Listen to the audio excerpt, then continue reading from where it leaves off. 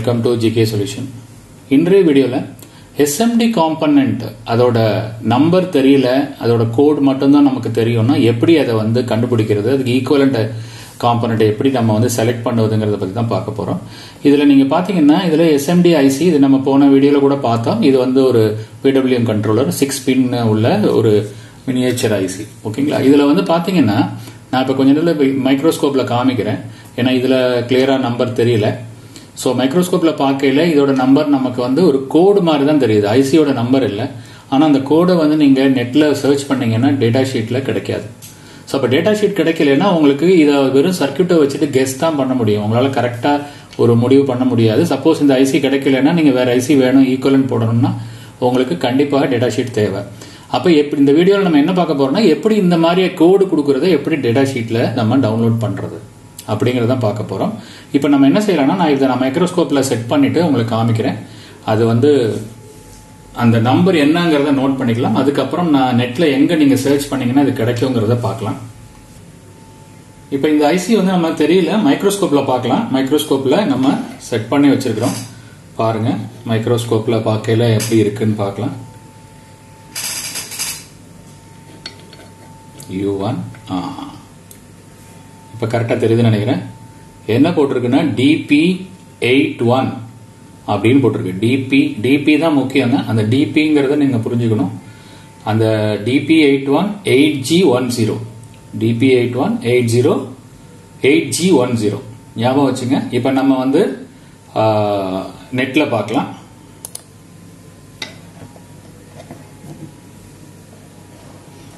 Google open பண்ணிக்கங்க. Google open பண்ணிட்டு DP81 பார்த்தோம் இல்லைங்களா? இதுக்கு வந்து நீங்க என்ன பண்ணணும்னா இதுக்கு ஒரு சைட் இருக்கு, இந்த கோடெல்லாம் பார்க்கறதுக்கு. அந்த சைட்டோட நேம் வந்து எஸ் மேனுவல். புரியுதுங்களா? எஸ் மேனுவல் போடுங்க, டைப் பண்ணுங்க. வருதுங்களா? S manual. இதை ஓபன் பண்ணுங்க. ரொம்ப எளிதா பண்ணலாங்க. இதுல நிறைய சர்க்கியூட், நிறைய காம்பனன்ட்ஸ் இருக்கு. நமக்கு வேண்டியது எஸ்எம்டி தான். அதனால இதுல வந்து நமக்கு எஸ்எம்டியோட மார்க்கிங் எஸ்எம்டி இதுல தான் நம்ம பார்க்கணுங்க. இதுல பாத்தீங்கன்னா டிபி, இதுல நீங்க ஃபர்ஸ்ட் வந்து அல்பபெட், மேல இருக்கிற நம்பருங்க. ஃபர்ஸ்ட் இந்த கீழே இருக்கிற லெஃப்ட்ல இருக்கக்கூடிய அல்பபெட்ல அது ஸ்டார்டிங், கியூல ஸ்டார்டிங்ல இத்தனை நம்பர்ஸ் இருக்கு. நம்ம இதுல வந்து என்ன செய்யணும்னா டிபி பார்க்கணும். புரியுதுங்களா? டி வந்து இங்க இருக்கு. இப்போ டியை வந்து நீங்க கிளிக் பண்ணுங்க. உங்களுக்கு டில வந்து டிபி எங்கேயாவது இருக்கா பாருங்க.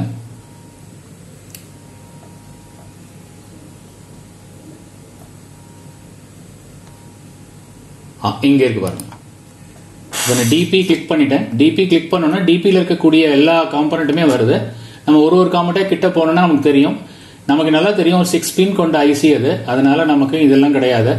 ஏன்னா அந்த கோடு வந்து டயோடுக்கும் அதே கோடு கொடுப்பாங்க, ஐசிக்கும் அதே கோடு. நம்ம அதோட 6 பின் இந்த பாருங்க, கீழே இருக்கிறதெல்லாம் 6 பின்னுங்க. அப்ப 6 பின்ல பாத்தீங்கன்னா நமக்கு வேண்டியது PWM கண்ட்ரோலர்.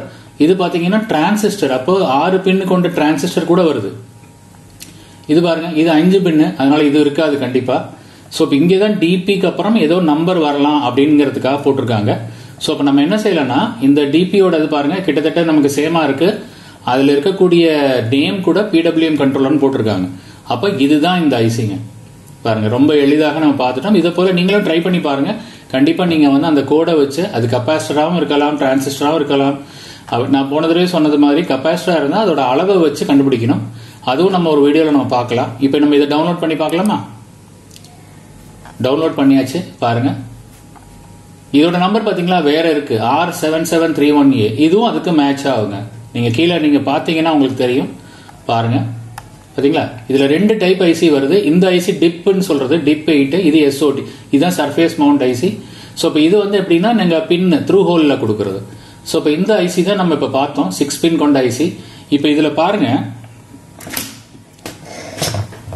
நான் பெருசு பண்ணி காமிக்கிறேன். அதுல இருக்கக்கூடிய பின்னு பாத்தீங்கன்னா கேட்டு, அதுக்கப்புறம் VDD, CS போட்டிருக்கு. சிஎஸ்ங்கிறது கரண்ட் சென்சாருங்க. கிரவுண்டு, அதுக்கப்புறம் கம்பேரட்டர்ல இருந்து வரக்கூடிய பின்னு. கம்பேரட்டர்னா நம்ம ஆப்டோகப்ல இருந்து வரக்கூடிய பின்னு. RTங்கிறது அந்த சென்சார்ல உள்ளது. இதுல இருக்க ரெசிஸ்டன்ஸ் தான் நம்ம வந்து மாத்தணும்னா இதுல பாருங்க ஆர்டிக்கு ஒரு ரெசிஸ்டன்ஸ் கொடுத்துருக்காங்க. இந்த ரெசிஸ்டன்ஸ் நீங்க மாத்தினீங்கன்னா உங்களுக்கு வந்து ஆசிலேஷன் ஃப்ரீக்வன்சி மாறும். அது கீழே கொடுத்துருக்காங்க பாருங்க. செட் த ஸ்விட்சிங் frequency by connecting a resistor to ground. ஆர்டிங்கிறது ஒரு அதுல ரெசிஸ்டர் எந்த ரெசிஸ்டன்ஸ் போட்டிருக்கோமோ அதை பொறுத்து அதோட ஃப்ரீக்வன்சி பிக்சடா இருக்கும். கம்பேரட்டர் கிரவுண்ட், சிஎஸ்ங்கிறது கரண்ட் சென்சார், விடிடிங்கிறது பவர் சப்ளை, கேட்டு, அப்புறம் ஒரு 3 வந்து கனெக்ஷன் கிடையாதுங்க. ஏன்னா 6 பின்னு தான் அது இருக்கு, அதனால நமக்கு வந்து இது கொடுத்துக்கிறாங்க. இது டிப்ல மட்டும் நம்ம இதை கனெக்ஷன் எடுத்துக்கணும். இப்ப பாத்தீங்கன்னா இந்த 8 பின்னுலயுமே 2 பின்னு கிடையாது, அதுலயுமே 6 பின்னு தான், இதுலயுமே 6 பின்னு தான் யூஸ் ஆகுது. 2 வந்து நோ கனெக்ஷன். ஓகே, இதுல வந்து என்ன பண்ணிருக்காங்கன்னா பிளாக் டயக்ராம் பாருங்க.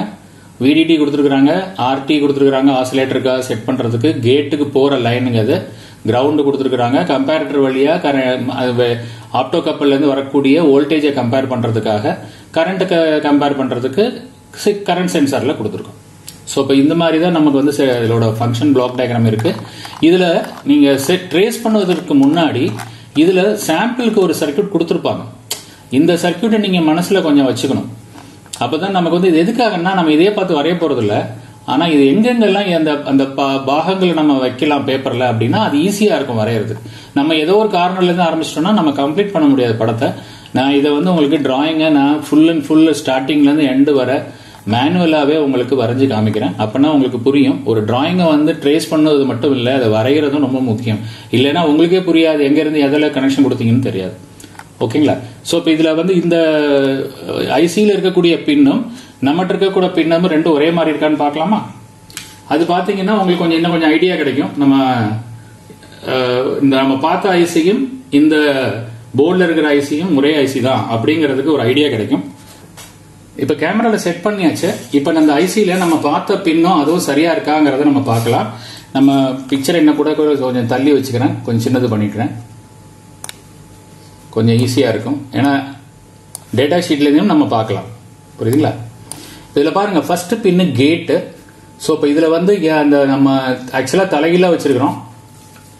ஸோ என்ன பண்ணலாம்னா இந்த நமக்கு இதை சரியா இருக்கிறதுக்காக என்ன பண்ணிக்கிறேன், நான் வந்து இந்த போர்டை வந்து இந்த மாதிரி வச்சுக்கிறேன். கம்பேர் பண்றதுக்கு ஈஸியா இருக்கும், அதற்காக தான். ஓகே, இப்ப பாருங்க, இதுல வந்து அந்த பின்ன இப்ப நம்ம டேட்டா ஷீட்ல இருக்கிற மாதிரியே பொசிஷன்ல வச்சிருக்கேன். ஸோ இப்போ இதுல வந்து நம்ம பின்ன ஒன்னொன்னா பார்க்கலாம். இப்ப மேல இருக்கிறது இந்த எண்டு கேட்டுங்க. கேட் எங்க வருது பாத்தீங்களா? ஒரு ரெசிஸ்டர் போட்டு நேராக இந்த கேட்டுக்கு போயிடுது, அதாவது மாஸ்பெட்டோட கேட்டுக்கு போயிடுது. இது வந்து ட்ரெயினுக்கு போயிடுது, சாரி கேட்டுக்கு போயிடுது. ஓகே, இப்ப நம்ம இந்த போர்டை வந்து நம்ம கேமரால செட் பண்ணியாச்சு. இப்ப நம்ம இதை கம்பேர் பண்ணி பார்க்கலாம். நம்ம டேட்டா ஷீட்ல இருக்கிற ஐசியும் இதுவும் ஒண்ணுதானான்னு பாக்குறதுக்கு இதுல ஃபர்ஸ்ட் பாத்தீங்கன்னா இந்த கேட்டு வந்து இங்க எங்க இருக்குன்னு பாருங்க. இந்த இடத்துல இருக்கு, இந்த இடத்துல கேட் இருக்கு. புரியுதுங்களா? இதுதான் கேட் பின். இந்த கேட் பின் எங்க வருது பாருங்க. இங்க இருந்து ஒரு 2 ரெசிஸ்டர் பேரல்ல கொடுத்துருக்காங்க, கொடுத்து நேர மாஸ்பெட்டோட கேட்டுக்கு வந்துருச்சுங்க. இது வந்து ட்ரெயின், இது சோர்ஸ். சோர்ஸ்ல தான் நமக்கு கரண்ட் ரெசிஸ்டர் 3 ரெசிஸ்டர் போட்டு கரண்ட் சென்ஸ் பண்றாங்க. கரண்ட் சென்ஸ் பண்ணி அந்த பின்ன நேர எங்க கொடுக்குறாங்க, ஒரு ரெசிஸ்டர் போட்டு நேர வந்து பின்னுல இந்த எண்ட்ல கொடுக்குறாங்க. பாருங்க, இப்ப நீங்க இந்த ஐசியில பாத்தீங்கன்னா கரண்ட் சென்சார் ரைட் சைட்ல இருக்கு, லெஃப்ட் சைட்ல கேட் இருக்கு, ரைட் சைட்ல கரண்ட் சென்சார் இருக்கு. சென்டர்ல இருக்க பின் பாருங்க, சென்டர்ல இருக்க பின் எங்க போகுது, இங்க இருந்து ஒரு ரெசிஸ்டர்ல இருந்து இன்னொரு சீரீஸ்ல ஒரு ரெசிஸ்டர், அதற்கு அப்புறம் ஒரு ரெசிஸ்டருங்க, இதுக்கப்புறம் ஒரு ரெசிஸ்டர். இதை நான் திருப்பி காமிக்கிறேன். இதுக்கு கீழே இருக்கு, தெரியுதுங்களா? இந்த இருக்கு பாருங்க, இந்த கெபாசிட்டர் கீழே இருக்கு. ஸோ இப்போ அந்த ரெசிஸ்டர் வழியாக எங்க போகுது, நேர பாசிட்டிவ்க்கு போயிடுது. இது பாசிட்டிவ்ங்க, இது நெகட்டிவ். ஓகேங்க. ஸோ அப்போ இது வந்து சென்டர்ல இருக்கிறது விடிடி. அப்போ நமக்கு இந்த மேல இருக்கிற 3 பின்னும் மேட்ச் ஆகுது. கீழே இருக்கிற பின்னில் வந்து இது வந்து கிரவுண்டுங்க. கிரவுண்ட் வந்து இது வந்து 0 ரெசிஸ்டன்ஸ், இது ரெசிஸ்டன்ஸ் கிடையாதுங்க, 0, அதாவது கப்ளிங் தான் அது. இங்க இருந்து வந்து நேர மைனஸ் போயிடுது. அப்போ இது கிரவுண்டு சரியா இருக்கு. அதற்கு அப்புறம் கம்பேரட்டருக்கு போகுது. கம்பேரட்டர் இது வழியா வந்து இந்த ரெசிஸ்டர் வழியாக இங்க வந்து இந்த கம்பேரட்டருக்கு போகுது. இதுதான் வந்து ஆப்டோ கப்ளருங்க. பாத்தீங்கன்னா தெரியும், ஆப்டோ கப்ளர். ஓகேங்களா? ஆப்டோ கப்ளர், அந்த ஆப்டோ கப்ளருக்கு போயிடுது. அப்போ கம்பேரட்டருக்கு இதுவும் சரியா இருக்கு. அதற்கப்புறம் ஆர்டிங்கிறது இதுல பாத்தீங்கன்னா இந்த எண்டுங்க. இந்த எண்டு எங்க போகுது பாருங்க, நேரா இங்க ஒரு ரெசிஸ்டன்ஸ் கொடுத்துருக்காங்க, அந்த ரெசிஸ்டன்ஸ் மிஸ்ஸிங். இங்க ஒரு ரெசிஸ்டன்ஸை கழட்டிட்டாங்க, ஏதோ ஒரு தேவை இருக்குங்கிறது அதாவது கழட்டிருப்பாங்க. இந்த ரெசிஸ்டன்ஸ் இல்லைன்னா ஆசிலேஷன் நடக்காது. இப்போ நீங்க இதை ஆன் பண்ணீங்கன்னா அது வேலை செய்யாது. இங்க ரெசிஸ்டன்ஸே இல்லை பாருங்க. இந்த ரெசிஸ்டன்ஸ் இருந்தா இந்த ரெசிஸ்டன்ஸோட வேல்யூவை பொறுத்து தான் இதோட ஃப்ரீக்வன்சியே வரப்போகுது. நம்ம ரெசிஸ்டன்ஸை ரிமூவ் பண்ணிட்டோம்னா ஃப்ரீக்வன்சியே வராது. புரியுதுங்களா? அப்போ இந்த ஐசியும் நம்ம பார்க்குற ஐசியும் சேம் தான். இப்போ புரியுதுங்களா? ஒரு எஸ்எம்டி காம்பனன்ட்ல அதோட ஐசியோட கோடை வச்சுட்டு எப்படி ஒரு ஐசியோட டேட்டா ஷீட்டை எடுக்கிறது அப்படிங்கிறது தான் நம்ம இந்த வீடியோல பார்த்தோம். இப்போ இதுல மற்ற டீட்டெயிலை நீங்க பாத்துக்கலாம். இதுல இருக்கக்கூடிய பேசிக் சர்க்கியூட் ரொம்ப முக்கியங்க. இந்த சர்க்கியூட்டை வச்சு தான் அவங்க எந்த சர்க்கியூட்டுமே டிசைன் பண்ணுவாங்க. இதுல பாருங்க ஒரு வேரியபிள் ஜீனோ டயோடு இருக்கு, அதுவுமே இந்த நம்ம இருக்கக்கூடிய போர்டுல இருக்கு. நம்ம அது இந்த இருக்கு பாத்தீங்களா, இங்க இருக்கு பாருங்க. இது வந்து வேரியபிள் ஜீனோ டயோடு. இது 3 பின். நம்ம நார்மலா வந்து இதுவுமே எஸ்எம்டிலேயே கொடுத்துருக்காங்க. அதுதான் இது. இதுக்கப்புறம் இந்த ரெசிஸ்டன்ஸ் எல்லாமே இருக்குங்க. கிட்டத்தட்ட அவங்க ஒரு டிசைன் பண்ணாங்கன்னா இந்த மாடலை வச்சு தான் அவங்க வந்து இம்ப்ரூவ் பண்ணியிருப்பாங்க, டெவலப் பண்ணியிருப்பாங்க. அதனால இந்த டேட்டா ஷீட் கிடைச்சா உங்களுக்கு படம் வரைகிறதுக்கும் ட்ரேஸ் பண்ணுவதற்கும் ரொம்ப எளிதுங்க. புரியுதுங்களா? ஸோ இப்போ இதில் சேம் அதே தான். அந்த ரெசிஸ்டன்ஸ் தெரிஞ்சிச்சுன்னா நீங்க 6500 பை அந்த ரெசிஸ்டன்ஸ் வேல்யூ போட்டீங்கன்னா கிலோ ஹெர்ட்ஸ் கிடைச்சிடும். நான் அதையும் காமிக்கிறேங்க. இதை போட்டிருக்காங்க பார்த்தீங்களா? Oscillator frequency kilo hertz equal to 6500 divided by RT. ஆர்டிங்கிறது கிலோ ஓம்ஸ்ல போடணுங்க. கிலோ ஓம்ஸ்ல போட்டீங்கன்னா உங்களுக்கு எவ்வளவு ஃப்ரீக்வன்சில வேலை செய்யணுமோ நீங்க அதுக்கு தகுந்த மாதிரி ரெசிஸ்டன்ஸ் போட்டுக்கலாம். இதுதான் அதில் இருக்கக்கூடிய ஹை ஃப்ரீக்வன்சி ரெசிஸ்டன்ஸ். ஓகே, நிச்சயமா இந்த வீடியோல ஒரு நல்ல ஒரு இன்ஃபர்மேஷன் உங்களுக்கு கிடைச்சிருக்கும். எவ்வளவு எளிதாக நம்ம வந்து ஒரு எஸ்எம்டி காம்பனண்ட்டை வந்து நம்ம கோடு மட்டும் இருந்தால் வேல்யூ அதுக்கு ஈக்குவலண்ட் ஐசியோ டிரான்சிஸ்டரோ எடுக்கலாம். அது போல எப்படி இதை வந்து டேட்டா ஒரு வெப்சைட்ல இருந்து டவுன்லோட் பண்ணுவது அப்படிங்கறது தான் நம்ம பார்த்தோம். இதற்கு உபயோகமாகிறது பாத்தீங்கன்னா இந்த எஸ் மேனுவலோட சைட் தான். இதுல இந்த எஸ் மேனுவல் சைட்ல பாத்தீங்கன்னா நிறைய லேப்டாப் சர்க்யூட் எல்லாமே இருக்கு. இது கண்டிப்பா எல்லாரும் யூஸ் பண்ணிருப்பீங்க. அதுல இந்த இது வந்து ரொம்ப யூஸ்ஃபுல்லா இருக்கும். இது வழியாக நீங்க எளிதாக நீங்க வந்து இதுல இருக்கக்கூடிய காம்பனன்ட் எல்லாம் பாத்தீங்கன்னா வெறும் ஐசி மட்டும் கிடையாதுங்க, கெப்பாசிட்டர் கூட இருக்கு, எல்லாமே இருக்கு. ஸோ அப்போ வெறும் கோடு இருந்துச்சுன்னா நீங்க இதுல இருந்து நீங்க ஈஸியாக ஒரு சில நேரங்களில் டிரான்சிஸ்டர் கூட வெறும் கோடுல கொடுத்துருவாங்க. அது கூட நம்ம இதுல இருந்து கண்டுபிடிச்சு ஈக்குவலன்ட் பார்த்து எடுத்துக்கலாம். புரியுதுங்களா? ஸோ இப்போ நிச்சயமா இந்த வீடியோல வந்து ஒரு நல்ல ஒரு ஐடியா கிடைச்சிருக்கும். ஒரு எப்படி பார்ப்பது, எப்படி எஸ்எம்டி காம்பனண்டோட வேல்யூவை செக் பண்ணுவது, ஈக்குவலன்ட் எப்படி எடுப்பதுன்னு கண்டினியூஸா மானிட்டர் பண்ணுங்க. அடுத்த வீடியோல இந்த சர்க்கியூட்டை நம்ம மேனுவலா இதை வரைபடமா மாத்துறது எப்படின்னு பார்த்துட்டு அதற்கப்புறம் நம்ம 4 wire system model, 5 wire model எல்லாமே இதில் கனெக்ட் பண்ணி பார்க்கலாம். அப்போ இந்த காம்பனண்ட் பூரா நான் எடுத்துருவேன். இது பூரா ரிமூவ் பண்ணிட்டு நம்ம கனெக்ட் பண்ணலாம்.